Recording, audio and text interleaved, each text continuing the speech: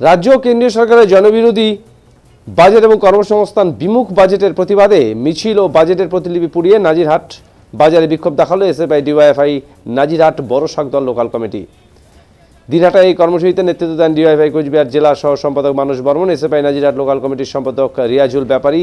এছাড়াও উপস্থিত ছিলেন ডিওয়াইএফআই কোচবিহার জেলা সম্পাদক মণ্ডলীর সদস্য অভিনব রায়, এসএফআই জেলা সহ সম্পাদক শুভজিৎ দাস সহ অন্যান্য নেতৃত্ব। এসএফআই ডিওয়াইএফআই নেতৃত্বরা আগামী দিনের সকলের জন্য শিক্ষা ও কর্মস্থানের দাবিতে জোরদার আন্দোলনের ডাক দেন এদিন।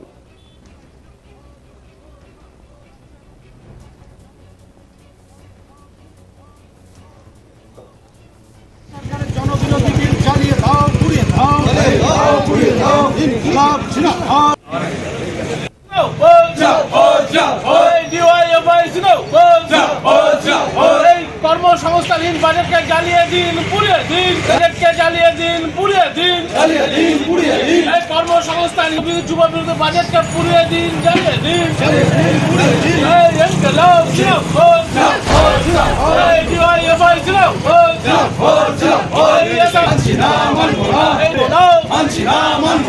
শিল্প বিরোধী বাজেটকে মানছি না, মানবো না, কর্মসংস্থান বিরোধী বাজেটকে মানছি না, মানবো না।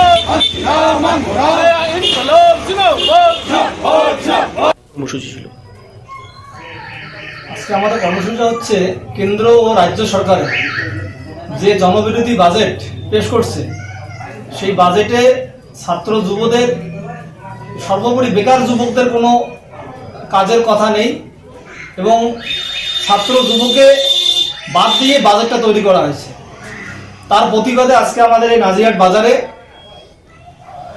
এই বাজেটের প্রতিলিপি পুড়িয়ে আমরা বিক্ষোভ মিছিল কর্মসূচি সংগঠিত করলাম এবং আগামী দিনে ছাত্র যুব দাবিতে আমাদের এই আন্দোলন আরো জোরদারভাবে সংগঠিত হবে।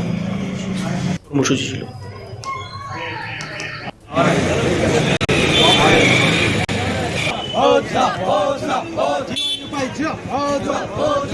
রাজ্য এবং কেন্দ্র সরকারের জনবিরোধী বিল জ্বালিয়ে দাও, পুড়িয়ে